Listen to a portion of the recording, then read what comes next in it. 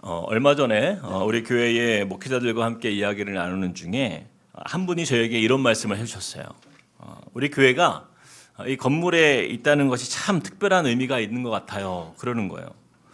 그래서 어떤 의미인가 이렇게 물어보니까 이 건물을 보면 유명한 성형외과도 있고 막 춤추는 곳도 있고 또 막 노래 부르는 곳들도 있는데 이 건물에 찾아오는 사람들이 그런 곳을 찾는 이유가 그 자신들의 공허한 마음을 채우기 위해서 찾아오는데 그런 장소들 사이에 교회가 있다는 사실이 얼마나 귀한가라는 마음이 들었다라는 거예요. 마치 아무리 물을 마셔도 곧 갈증을 느끼는 것이 사람이고 결코 이 세상 것으로는 만족할 수 없는 그 공허함 속에서 살아가는 사람들에게 영원히 목마르지 않는 생수를 허락하시는 이 예수 그리스도의 복음을 나누는 교회가 그들 사이에 자리하고 있다는 것이 얼마나 복된 일인가. 그런 마음이 들었다라며 감동을 나누어 주었어요. 저는 그 사역자의 말이 오랫동안 제 마음에 깊은 울림으로 남았습니다. 진리 대신 예수 그리스도의 은혜 없이 살아가는 이 세상 사람들이 그 텅 빈 마음을 가지고 찾아오는 이 건물에 우리 한꿈교회가 이 예수라는 생수를 전해주는 그 복음의 우물가로 쓰임받는 것, 바로 이것이 우리 교회가 이곳에 자리한 명확한 이유임을 다시 한번 돌아보게 되었습니다. 그렇습니다. 하나님은요, 세상 속에 교회를 두셨고 또 교회는 세상의 빛과 소금이 되어서 그들을 섬기라 부름을 받았습니다. 그리고 그 일을 누가 이루십니까? 바로 우리 교회의 머리가 되시는 예수 그리스도께서, 그분께서 그 몸에 지체된 저와 여러분을 통하여 그 진리 안에서 우리가 한 마음과 한 뜻이 되어서 그 일을 이루신다라는 것이죠. 그런 우리에게 오늘 보게 하시는 이 갈라디아서 말씀은요, 이처럼 교회의 본질이 되시는 예수 그리스도께서 저와 여러분이 어떤 신앙 공동체가 되어야 하는지를 다시 한번 말씀해 주시는 그런 귀한 말씀이에요. 우리가 지난 시간까지 살펴본 것처럼 이 갈라디아 교회들의 확산되었던 가장 큰 문제는 이것입니다. 예수로는 충분하지 않다라는 거예요. 이 변질된 진리가 교회 가운데 퍼져갔던 것이죠. 그래서 거짓 교사들, 즉 유대주의자들이요, 우리가 구원을 받으려면 어떻게 예수만 가지고 되겠냐, 적어도 율법도 좀 지켜야 되고 할례 정도는 받아야 그 정도는 돼야 하나님의 자녀라 할 수 있지 않겠는가, 그러면서 예수만으로는 충분치 않다라고 주장한 거예요. 자, 그런 갈라디아 교회의 교인들에게 바울은 더 이상의 논쟁이 없도록 아주 단호하게 선언합니다. 갈라디아서 1장 7절 우리 같이 한번 읽어볼까요? 시작. 다른 복음은 없나니 다만 어떤 사람들이 너희를 교란하여 그리스도의 복음을 변하게 하려 함이라. 다른 복음이 있다 없다? 없다라는 거예요. 여러분, 복음은 결코 복잡하지 않아요. 하나님께서 우리에게 주신 이 생명의 복음은 분명하고 명확하고 아주 심플합니다. 오직 의인은 믿음으로 말미암아 살리라. 이거 한 가지예요. 예수 그리스도 외에 다른 것을 주장하고 예수 그리스도 외에 다른 것이 그 자리를 차지하면 그것은 다른 복음이며 변질된 복음이며 벗어난 복음, 바로 이단의 복음이다라고 이렇게 말씀하는 거예요. 그래서 바울은 1장 8절에서 이렇게 강조합니다. 그러나 우리가 혹은 하늘로부터 온 천사라도 우리가 너희에게 전한 복음 외에 다른 복음을 전하면 무엇을 받는다고요? 저주를 받을지어다. 여러분, 교회가요, 예수 외에 다른 것을 전하면 저주를 받는 것, 이 말씀은 그 초대교회 당시나 또 지금 우리가 사는 현대교회에서나 결코 변함없는 진리라는 것을 믿으시길 축복합니다. 이런 면에서 이 갈라디아서 말씀이요, 얼마나 우리에게 중요한 메시지를 주고 있는지를 우리가 다시 한번 깨닫게 되는 거예요. 이 갈라디아서 말씀이 우리에게 주는 유익은 건강한 교회와 그렇지 않은 교회에 대한 분별할 수 있는 것, 바로 그것이 우리에게 유익이에요. 더 나아가서 이단들도 이 말씀 앞에 분별이 되는 거예요. 왜 그래요? 오직 예수의 이름만이 드러나는 교회인가 아닌가, 이것을 보면 알 수 있기 때문이죠. 저는 가끔 제가 목사가 된 것이 부끄러울 때가 있어요. 여러 뉴스를 통해서 이 목회자들의 문제가 나타날 때마다 이 고개를 들 수 없을 때가 너무나 많이 있습니다. 여러분, 한국 교회에 얼마나 많은 목회자들이요, 예수의 이름이 아니라 자신의 이름을 높이고 그곳에서 자신의 권세를 누리고 또 자기 자랑에 빠져 사는 목사들이 얼마나 많이 있냐라는 거예요. 말은 예수의 종이라고 하는데 전혀 종처럼 보이지가 않아요. 일반 회사의 CEO보다도 더 권력적이고 더 화려하게 살아갑니다. 교회에서의 목사의 말이 법이고 또 목사의 뜻을 거절하면 막 성도를 저주하고 얼마나 거만하고 성도를 우습게 보고 사람을 무시하는 목회자가 너무나 많다라는 거예요. 여러분, 예수의 이름이 자랑되지 않고요, 자기의 이름을 외치게 하거나 자기의 이름을 높이는 목회자를 보시면 절대로 가까이 하시면 안 됩니다. 여러분, 저도 예외가 아니에요. 만약 제가요, 시간이 지나서 혹시라도 제가 변질되고 막 이상해져가지고 제 강단에서 막 예수님 자랑 안 하고 막 제 자랑만 일삼고 막 예수를 높이기보다 제 자신을 높이면요, 여러분, 제가 아무리 담임 목사라고 해도 여러분 저를 강단에서 끌어내리셔야 돼요. 그런 목사는 이미 변질된 복음, 다른 복음에 물들어버린 거짓 교사가 되기 때문이에요. 강단에 설 자격이 없는 목사인 거죠. 그런데 이것이 단지 우리 목회자만 해당되는 것이 아니에요. 우리 성도님들도 마찬가지입니다. 제가 전에 있던 교회가 부산에 있었는데 이 정치적 색깔이 너무나 강한 지역이었어요. 근데 이제 부목사님들도 다양한 부목사님들이 모였잖아요. 그 부목사님 중에서는 경상도 출신도 있지만 전라도 출신의 목사님들이 있어요. 근데 그 중에 한 목사님이 이제 전라도 출신의 광주 출신 목사님인데 성도들 사이에서 이상한 소문이 들려오는 거예요. 그 목사님이 광주 출신이니까 이 목사님은 틀림없이 좌파라는 거예요. 그래서 이 목사님이 설교하는 날에는요, 성도님들 중에 일부러 교회 안 오시는 분들이 계셨어요. 그 목사님이 전혀 정치에는 관심이 없는 분인데도 이 광주 출신이라는 이유로 성도들에게 왕따를 당했습니다. 어떻게 교회 안에서 이런 일이 있을 수 있냐고요. 교회가 진리에 대해서 씨름하는 게 아니라 이 성도님들이 우파냐 좌파냐 오로지 여기에 관심이 있는 거예요. 그러니 그 목사님이 성도들에게 얼마나 큰 상처를 받았겠냐고요. 이런 모습이 한국교회의 모습이라는 거예요. 여러분, 예수님의 12제자 중에는요, 다양한 사람들이 있었어요. 열심당원이었던 시몬은 우리의 한국식으로 말하면 극우라고 할 수 있겠죠. 또 예수님의 제자 중에는 세리마태도 있었어요. 그런 유대인들을 혐오하는 사람, 좌파로 분류되는 사람 아닙니까? 그게 뭐가 맞는지 모르겠어요. 그러나 그도 또한 예수님이 부르신 예수님의 제자였어요. 둘 다 예수님의 제자였다고요. 예수 안에서 우파 좌파 이런 게 어디가 있습니까? 그런 그들이요, 예수 믿기 전에는 서로 원수였고 싸우는 자들이었지만 예수의 제자로 부름받은 그 이후에 그들이 변화되어서 서로 원수였고 싸우는 자들이었지만 이제는 그들이 변화되어 아름다운 예수 공동체로 거듭나지 않았어요. 여러분, 이것이 바로 예수 그리스도 안에서 누리는 하나됨인 것이에요. 그런데 이 한국교회를 보세요. 이 정치 싸움에 예수님의 이름이 보이지가 않아요. 예수의 이름이 설 자리가 없어요. 이것이 지금 우리 한국교회의 가장 큰 비극인 것입니다. 한 번은 제가 부목사 때 어떤 교회에서 연락이 왔어요. 설교를 부탁하셔가지고 강사로 설교를 하러 갔어요. 이 예배 전에 식사를 하는데 장로님들이 저에게 하는 첫 질문이 너무나 황당했습니다. 목사님은 어느 진영입니까? 저는 그분 이름도 몰라요. 처음 저에게 질문한 질문이에요. 어느 당을 지지하냐라는 거예요.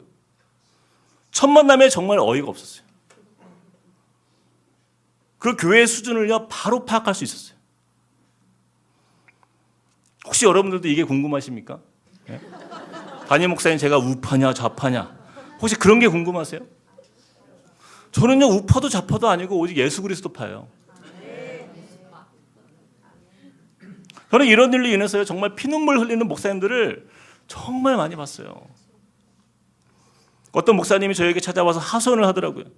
그렇게 좋은 권사님이, 그렇게 신실하던 장로님이, 그렇게 은혜롭던 집사님이 이 우파 좌파의 정치 논란에 빠져가지고 교회 안에서 성도들끼리 싸우고 성도들 다 내쫓고 결국 교회가 풍지박산이 났어요. 그러니까 그 남아있는 그분들이요, 책임이 커지니까 결국 그분들도 다 교회를 나갔어요. 다 나갔대요. 이단 신천지보다 더 악한 일 아닙니까, 이게?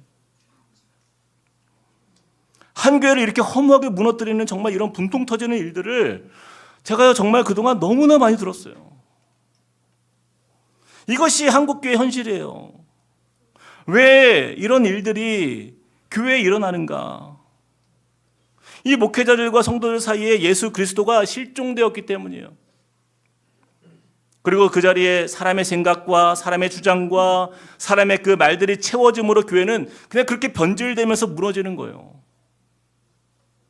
만약에 앞으로 한국교회가 망한다라고 한다면 저는 가장 큰 이유가요, 다른 게 없어요. 이것이라고 봅니다. 예수의 이름 사라지고 이 정치 논리에 그냥 선동되어서 교회 안에서 서로 싸우게 되고 이간질하고 서로 분열케 하는 죄, 바로 여기에 있지 않겠습니까?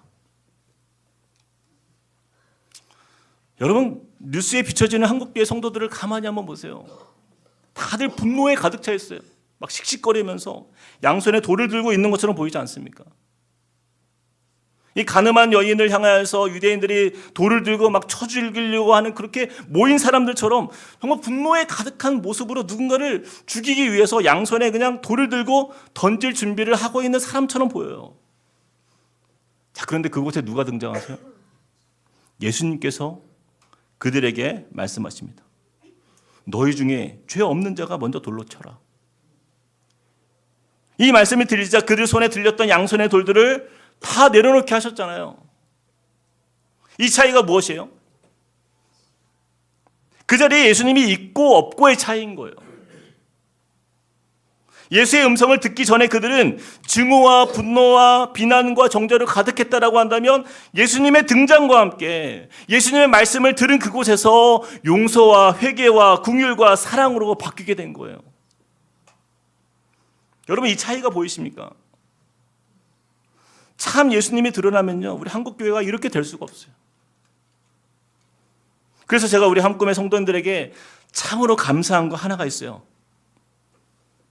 제가 여러분들 속은 다 할 수 없지만 우리 성도님들 사이에서 절대로 정치 이야기를 안 하는 것이 정말 감사드려요.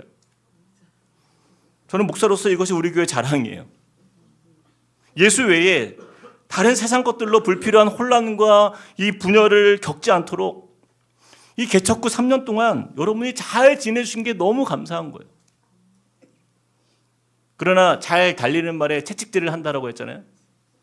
그래서 우리 성도님들 이 갈라디아서 말씀 앞에서 저와 여러분이 한 번 더 이런 결단이 있어야 돼요. 우리 함께 꿈꾸는 교회는요, 절대 정치 이야기하지 않습니다. 다락방에서든 부서 안에서든 뭐 어떤 모임이든 정치 이야기 금지예요. 만약에 이상한 정치 이야기로 선동하거나 그런 글들 막 카톡방에 막 퍼올리고 막 그런 분들 계시면 저에게 신고해 주세요.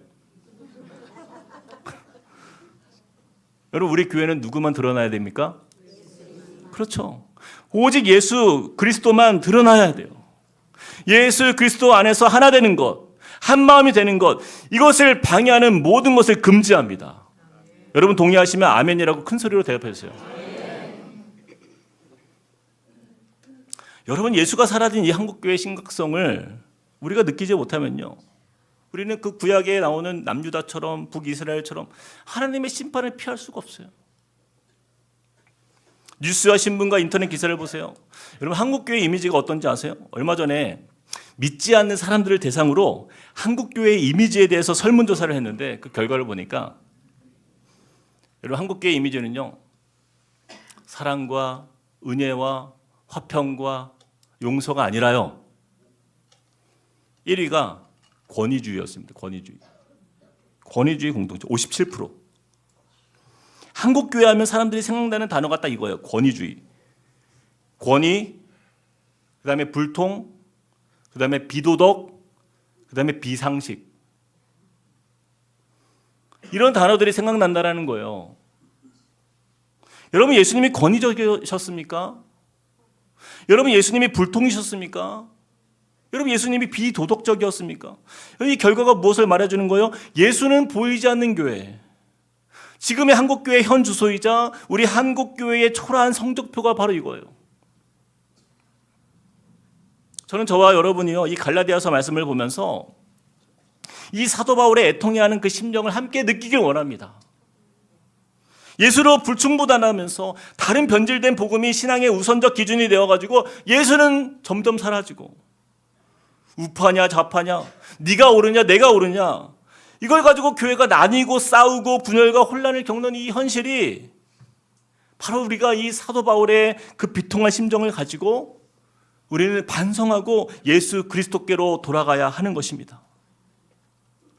여러분, 이 한국교회의 모든 분열과 정죄와 비난으로 가득한 이 세대가 오직 진리이신 예수 안에서 치유받고 해결받고 회복되는 그런 날이 오기를 우리가 마음 모아 기도하면서 헌신되는 저와 여러분 되시길 주님의 이름으로 축복합니다.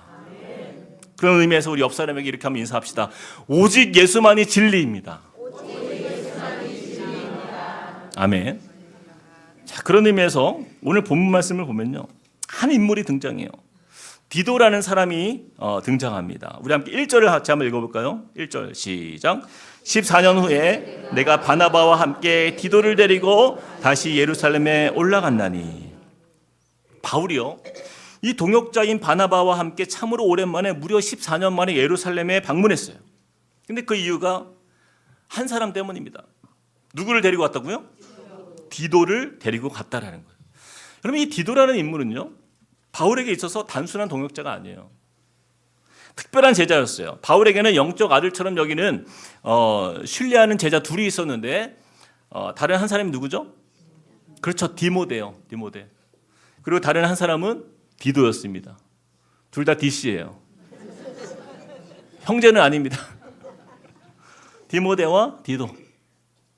자, 그렇다면 바울이 이 디도를 데리고 예루살렘까지 올라간 이유가 뭐예요? 2절을 같이 한번 읽어볼까요?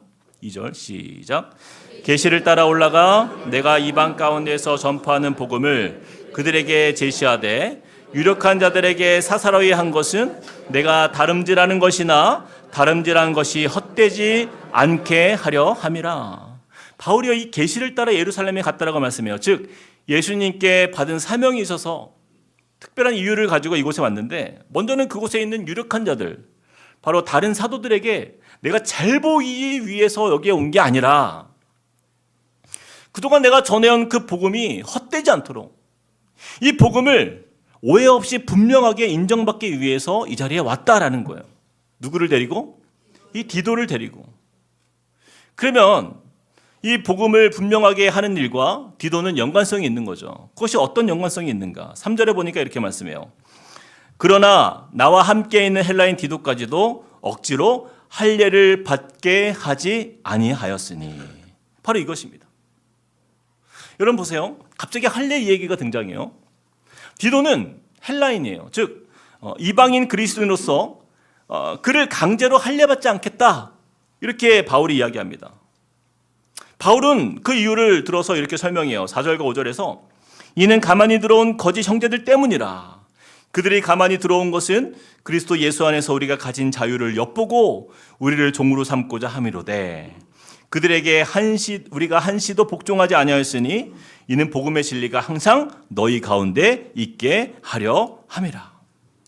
이 거짓 형제들, 즉 복음의 진리를 훼손하고 있었던 그 사람들의 주장, 이 유대주의자들의 주장은 아까 얘기했잖아요. 예수 믿는 것 외에도 할례를 받아야 구원받은 자가 된다.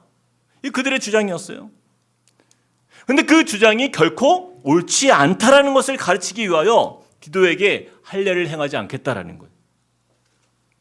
그리고 이 사실을 예루살렘의 사도들에게 설명하고 있는 거예요. 바울은 이것을 4절에서 이렇게 표현했어요. 그리스도 예수 안에서 우리가 가진 무엇이라고요? 자유다라는 거예요. 바울은 할례를 받으면 안 된다 이렇게 말하지 않아요. 할례는 원하면 받을 수도 있고 받지 않을 수도 있다라는 거예요. 이것은 할례는 자신의 선택이지 할례가 본질이다 아니다? 아니다라는 거예요. 유대인들은 할례를 받는 것이 그들의 전통을 지키는 것이기 때문에 할례를 받는 것이 마음이 편했어요. 만약 그런 마음이 있다면 그런 사람은 할례 받으라는 거예요. 그러나 전혀 거리낌이 없는 이방인들까지도 할례를 받도록 강요할 필요가 없다라는 거죠. 왜요? 이 할례의 문제가 복음의 진리와는 상관이 없기 때문이에요. 그래서 바울이 사랑하는 영적 두 아들을 보면요, 이 디모데와 디도에 아주 큰 차이가 있어요. 디모데는 할례를 받았고 디도는 할례를 받지 않았다라는 데 있습니다. 바울이요 디모데에게는요 할례를 받도록 권면했어요. 왜냐하면 목적이 있었기 때문이에요. 그가 할례를 받는 것이 예수의 복음을 전하는 그에게 유익했기 때문이에요. 디모데는 어머니가 유대인이었어요. 그래서 유대 배경을 가지고 성장했기 때문에 디모데가 전하는 그 복음의 대상자들 중에는 유대인들도 많이 있었다라는 거예요. 그래서 디모데가 할례를 받지 않으면 그 유대인들에게 거부감을 주기 때문에, 그래서 디모데는요 할례를 받았는데 바울과 함께 빌립보에서 또 데살로니가에서 또 베레아에서 복음을 전했고, 더불어 고린도 교회와 에베소 교회에서도 이 덕분에 목회를 잘 감당할 수 있었어요. 자, 이번엔 디도를 한번 보세요. 그는 디모데와는 달리 할례를 받지 않도록 하죠. 근데 그 이유가 같은 이유예요. 디모데는 복음을 전파하기 위해서 할례를 받았다라고 한다면 디도 또한 복음 전파를 위해서 할례를 받지 않도록 했던 거예요. 디도는 철저한 이방인 그리스도인이었기 때문에 이 이방인 전도에 은사가 있었어요. 덕분에 디도는요 이방의 크레타 섬에서 누구도 하기 힘든 그 섬교회에서 힘든 교회를 조직하고 거짓 교사를 경계했고, 그 어려운 섬교회를 복음으로 제대로 세워갈 수 있었던 것입니다. 그래서 바울은 예루살렘에 있는 그 유력한 선배들, 그 선배 사도들에게 이 디도를 데리고 가서 이 할례는 진리의 문제가 아니다라는 것을 명확하게 이야기한 거예요. 여러분, 이것이 바로 오직 예수 외에 다른 것들에 대한 그리스도 안에서 우리가 가진 자유인 것입니다. 여러분, 진리 외에는 우리가 자유할 수 있어야 된다는 거죠. 빌립보서 1장 18절 우리 같이 한번 읽어볼까요? 시작. 그러면 무엇이냐? 거칠애로 하나 참으로 하나 무슨 방도라 하든지 전파되는 것은 그리스도니 이로써 나는 기뻐하고 또한 기뻐하리라. 바울의 관심은 딱 한 가지였어요. 오직 누구만 드러나는 거? 그렇지, 예수 그리스도만 드러나는 것. 그분의 이름만 전파되는 것, 바로 여기에 있었어요. 바울은 이 부분에 대해서 항상 일관성이 있었습니다. 고린도전서 8장에 보면 고린도 교회에 우상의 제단에 바친 음식 문제로 교회 안에 분쟁이 있었어요.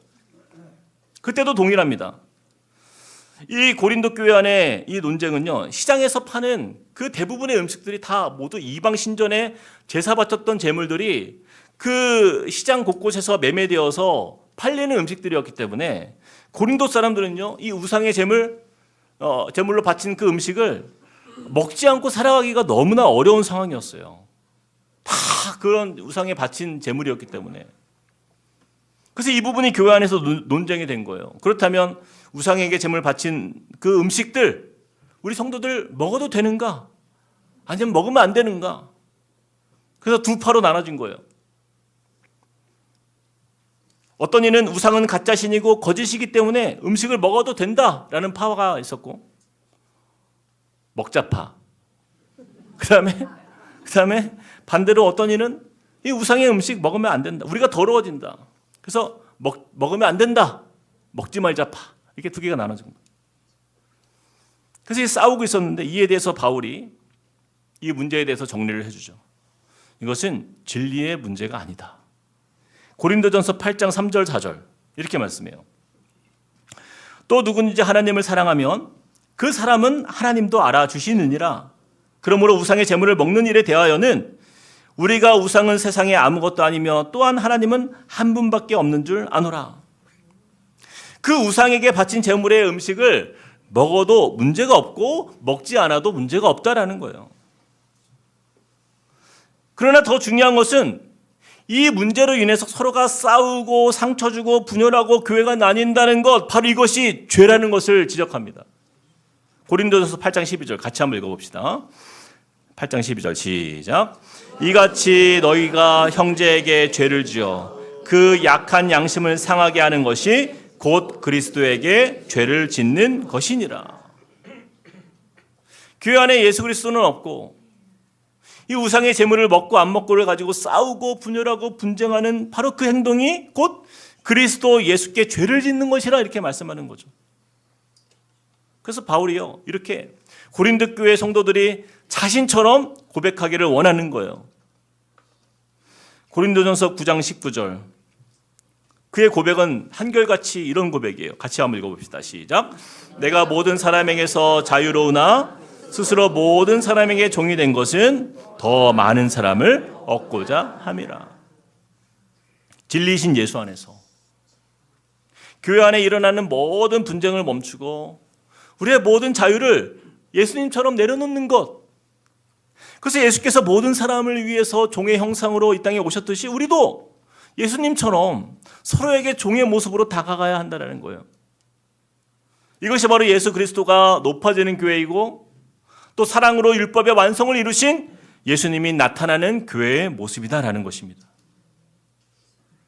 이처럼 바울은요, 교회 안에서 일어나는 이 모든 비진리의 문제들, 이런 율법적인 분쟁들, 다툼의 원인은 언제 나타난다고 보는 거예요? 교회 안에 예수 그리스도의 복음이 잊혀지거나 사라지거나 또는 희미해졌을 때 이런 문제들이 나타난다. 이것을 이 갈라디아 교인들에게 경고하고 있는 거예요. 그래서 바울은 이렇게 강조합니다. 갈라디아서 2장 5절 말씀이 이렇게 말씀해요. 자, 같이 시작. 이는 복음의 진리가 항상 너희 가운데 있게 하려 함이라. 이는 복음의 진리가 항상 너희 가운데 있어야 한다는 거예요. 그 복음의 진리 되신 예수 그리스도, 그 예수만이 우리의 구원이시며 그 이름만이 우리의 자랑이요 그분만이 우리의 소망이 된다는 사실을 우리 교회 공동체 안에서 그 가운데에 항상 보여지는 곳에 있어야 된다는 거예요. 여러분, 과거 중세시대 때를 보면 그 당시에 기독교가요 굉장히 부흥했어요. 그런데 가장 교회가 타락한 암흑기와 같은 시대가 중세시대입니다. 교회는 면죄부를 팔면서 부패했고 성직자들은 돈과 권세 앞에 눈이 멀었고 또 성도들은 불신과 분쟁이 끊이지 않았던 시대가 중세시대예요. 여러분, 중세시대에 남아있는 교회들 보세요. 얼마나 화려합니까? 금은보석으로 휘황찬란한 그 건축물과 이 교황의 권위만 가득했던 시대예요. 이런 상황 속에서 일어난 개혁이 있었죠. 무슨 개혁이에요? 그렇죠. 종교개혁이에요. 1517년 마틴 루터가요, 예수 그리스도께로 돌아가는 것만이 교회가 사는 길이다, 그렇게 주장하면서 그런 교황청을 향해서 비텐베르크 성당에 그 입구에다가 95개조 반박문을 게시합니다. 그때부터 종교개혁이 시작된 거예요. 마틴 루터가 주장한 종교개혁의 핵심을 5가지로 요약해 볼 수 있는데 한번 화면을 보시겠어요? 자, 우리 한글로만 읽어봅시다. 자, 종교개혁 5대 강령. 첫 번째 뭐예요? 오직 성경. 두 번째, 오직 그리스도. 세 번째, 오직 은혜. 네 번째, 오직 믿음. 다섯 번째, 오직 주께 영광. 이 마틴 루터의 5대 강령을 다시 압축해서 한마디로 정리해 보면 바로 이것이에요. 저를 한번 따라해 봅시다. 오직 예수. 오직 예수예요. 이 종교개혁을 통해서 우리는 변질된 기독교가 아니라 바른 믿음, 그 오직 예수의 이름만을 가진 교회가 된 것이죠. 그래서 우리가 서로를 향해서 그리스도인이라고 부르는 것은 그리스도가 나의 중심에 있는 사람이라는 것을 서로에게 알려주는 의미가 그 안에 있는 거예요. 예수의 사람들이 모인 곳이 교회이기 때문에 교회는 예수가 경험되어야 되는 거죠. 그리고 예수를 알아가는 곳이고 또 예수의 향기가 느껴지는 곳이 바로 교회 공동체예요. 우리가 잘 아는 청각장애인이자 시각장애인이었던 헬렌 켈러가 있잖아요. 그녀는요, 볼 수도 들을 수도 없었기 때문에 누구도 그를 통제하기가 어려웠다라는 그런 이야기가 있어요. 근데 그런 상황 속에서 그녀가 만난 선생님이 있었어요. 그 유명한 설리반 선생님.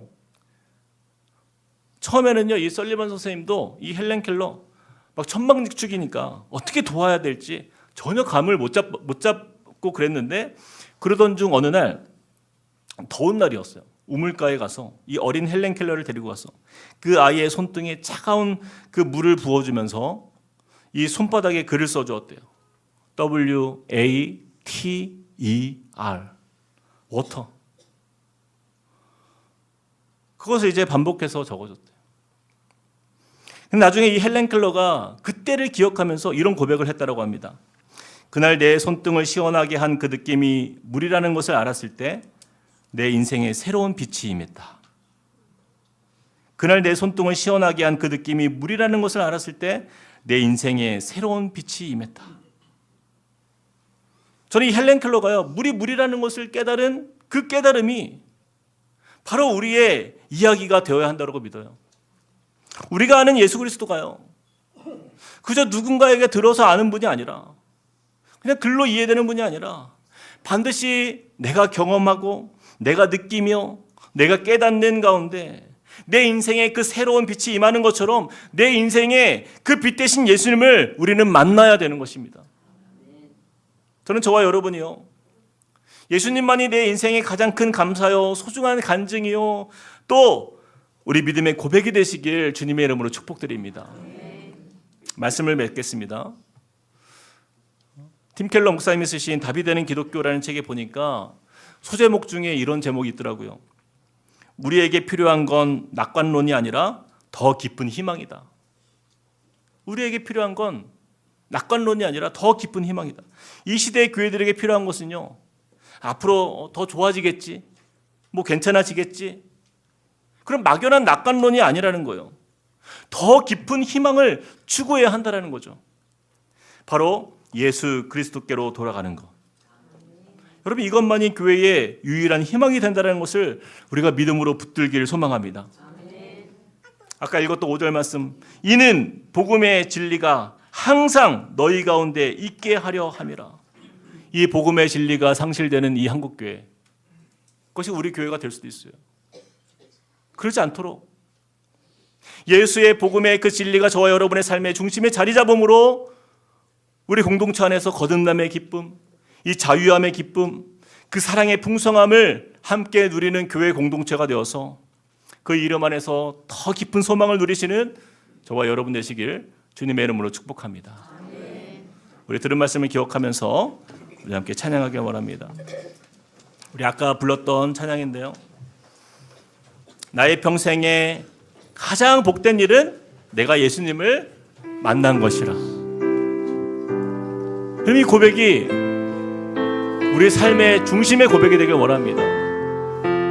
우리가 이 자리에 있는 것도 바로 예수로 모인 거죠. 예수 안에서 세워가는 인생, 바로 그 진리 안에 거하는 인생, 바로 이것을 우리 주님이 꿈꾸시는 교회이고 또 우리의 삶이라 믿습니다. 함께 고백하며 찬양하겠습니다. 나의 평생에 가장 복된 일은, 나의 평생에 가장 복된 일은 내가 예수님을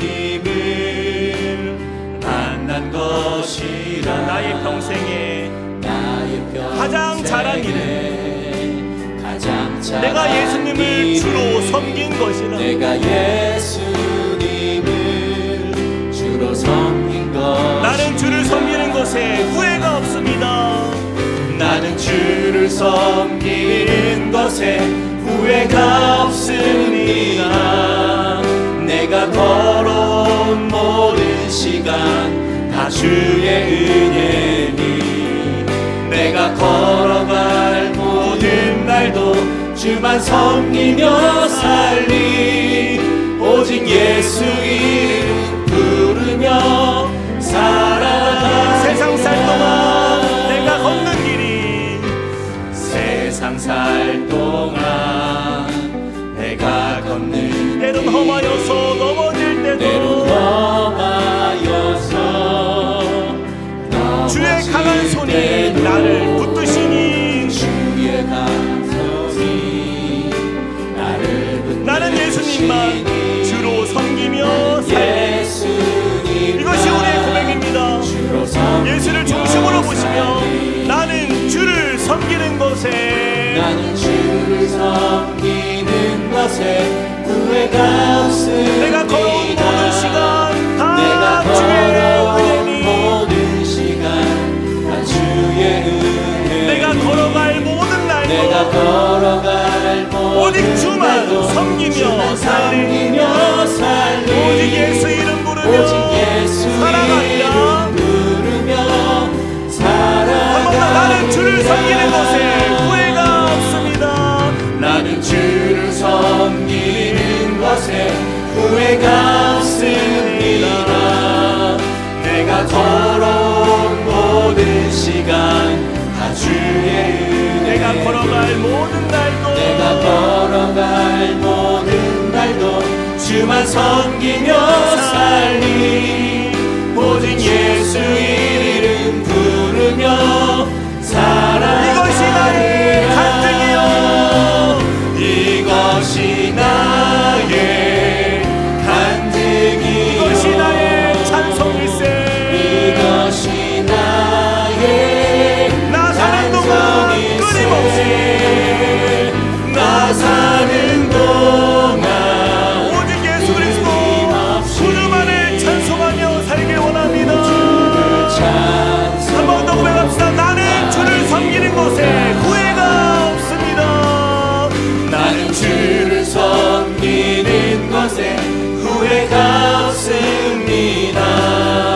내가 걸어온 모든 시간 다 주의 은혜니, 내가 걸어갈 모든 날도 주만 섬기며 살리. 오직 예수 이름 부르며 살아가리라. 우리가 참 이 시간에 기도합시다. 우리 먼저 이 시간에요, 우리 나라를 위해서 좀 기도했으면 좋겠어요. 한국교회를 위해서 좀 기도했으면 좋겠어요. 여러분, 이 나라의 현실을 바라보면서 이 예수의 마음을 온전히 가진 사람의 심정으로 이 한국교회를 바라보길 원합니다. 분열과 싸움과 정죄와 비난과 손가락질과 돌을 들고 서로 싸우고 해하고, 그 안에 예수가 보이지가 않아요. 진짜 예수 그리스도가 보이는 우리의 삶이라고 한다면 어찌 한국교회가 이렇게까지 될 수 있겠습니까? 여러분, 이 시간에 우리 같이 한번 기도할 때, 하나님, 우리를 긍휼히 여겨주십시오. 이 땅을 불쌍히 여겨주십시오. 주님, 이 나라에 여러 가지 어려움들이 많이 있지만, 그러나 우리가 반드시 예수 그리스도 안에서 이 모든 어려움들이 해결받게 하여 주시고, 이 나라의 한국교회가 정말 예수 안에서 세워지는 교회들이 되게 하시고, 하나님 바른 진리 안에서 온전히 건강한 교회로 세워지는 역사 일어날 수 있도록 은혜를 달라고 우리 같이 한번 주여 한번 외치고 기도하겠습니다. 주여. 아버지 하나님, 이 나라의 또 한국교회를 우리가 바라보며 하나님이 안타까운 하나님 이 시대를 바라봅니다. 하나님, 너무나도 안타까운 현실을 바라보며 너무나도 싸움과 전쟁, 하나님 분열과 상처로 같은 하나님 이 한국교회의 속에서 우리가 다시 한번 믿음으로 돌아가길 원합니다. 예수 그리스도께로 돌아가는 이 나라가 되길 원합니다. 하나님, 우리 교회들이 주님 앞에 서는 교회가 되게 하여 주시고, 하나님, 우리가 이 땅에 교회가 소망이라고 했는데 하나님 그 소망에 미친 사람이 아니라 바로 예수 그리스도께 있음을 믿습니다. 하나님, 예수께 나아가는 이 나라가 되게 하여 주시고, 복음으로 세워지는 교회가 되게 하여 주시고, 바른 진리 안에서 하나님 이 나라가 건강한 교회들로 가득한 하나님 이 땅이 될 수 있도록 축복하여 주시옵소서. 하나님, 복음의 진리 앞에 우리가 하나로 되길 원합니다. 그 아버지 하나님 예수의 사랑 안에 하나님 주여 바른 공의가 세워지고 주님의 나라가 임하는 역사 나타나도록 주여 이 한국교회에 하나님 이 땅 가운데 있는 우리 교회들을 하나님 우리 주님의 뜻 가운데 하나님 온전히 돌이켜 주시고 회개하는 역사 나타나게 하여 주시옵소서. 하나님, 주님의 말씀이 하나님의 그 우리를 향한 주님의 뜻이 하나님 이 땅에 온전하게 이루어지는 그날을 보길 원합니다. 하나님, 모든 분열과 전쟁과 하나님 모든 싸움과 하나님 모든 아버지 하나님 그러한 아버지 하나님 큰 역사가 떠나가게 하여 주시고, 하나님 정말 바른 진리 안에 세워지는 하나님 교회들로 인도하여 주시고, 하나님 그러한 성도들이 가득한 이 땅이 되게 하여 주시고, 하나님 이 땅에 오만의 교회들 하나님 정말 주여 바른 주 예수 그리스도의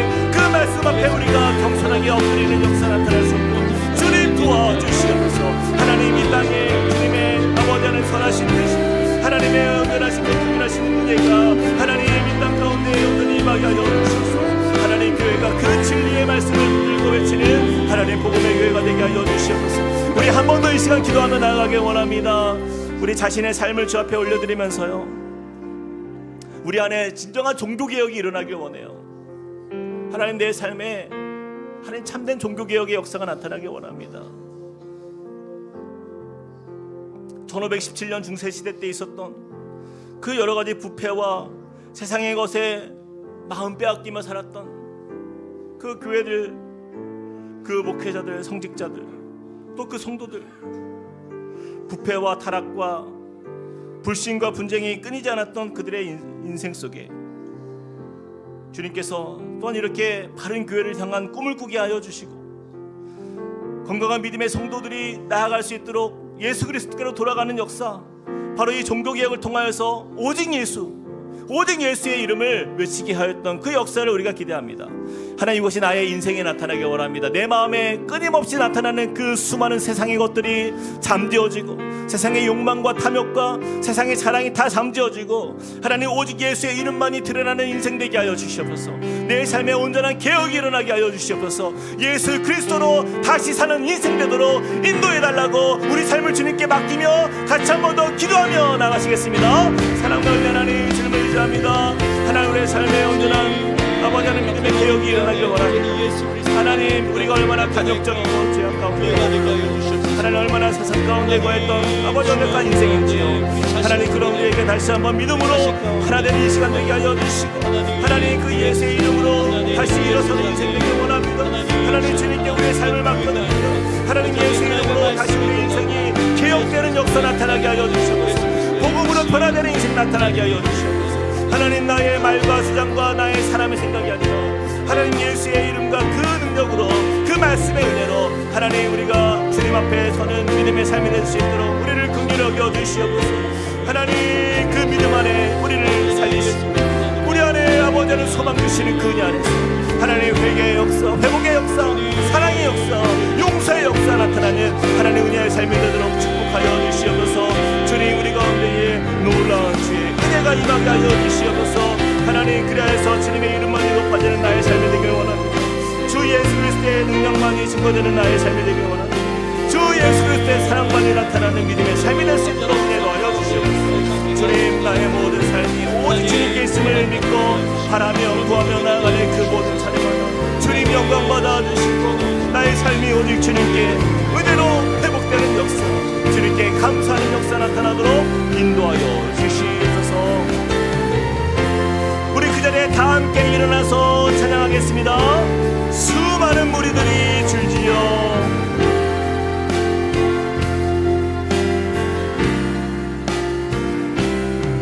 수많은 무리들 줄지어 그분을 보기 위해 따르네. 그분을 보기 위해 따르네. 평범한 목수이신 그분 앞에, 평범한 목수이신 그분 모든 무릎이 앞에 꿇어 경배하네. 모든 무릎이 꿇어 경배하네. 모든 문제들 하나하나, 모든 문제들 하나하나 죽음까지도 힘을 잃고 죽음까지도 우리 생명의 근원 되신 예수 이름 앞에 모든 권세들 굴복하네. 근원 되신 예수 이름 앞에 모든 권세들 굴복하네. 우리 함께 선포합시다. 예수 이름 높이세. 예수 이름 높이세. 능력의 그 이름 예수 이름 높이세. 구원의 그 이름 예수 이름을 부르는 자. 예수 이름을 믿는 자. 예수 이름 앞에 나오는 자 복이 있도다. 나의 계획이 실패하고 나의 계획이 실패하고 나의 소망이 끊어질 때 나의 소망이 우리 주관자가 되시는 예수 앞에 우리의 무릎을 꿇어 경배합니다. 삶의 주관자 되신 그분 앞에 나의 무릎을 꿇어 경배하네.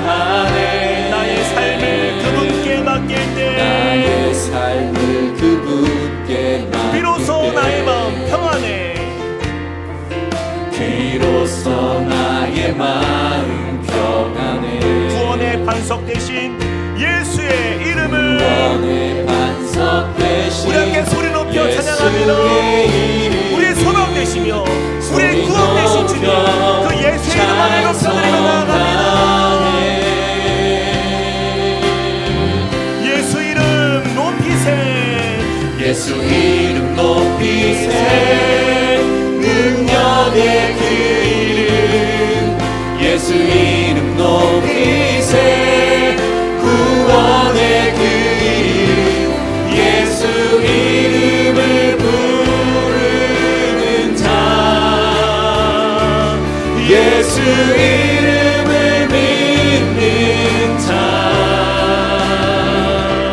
예수 이름 앞에 나오는 자 복이 있도다. 한번 더 예수 이름 높이세.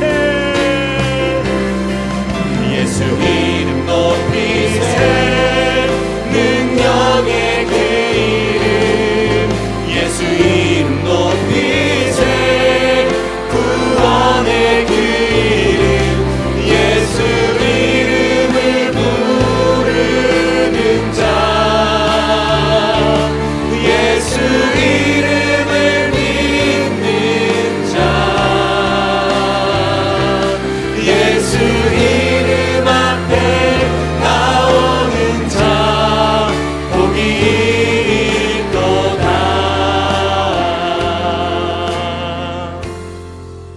그러면 무엇이냐?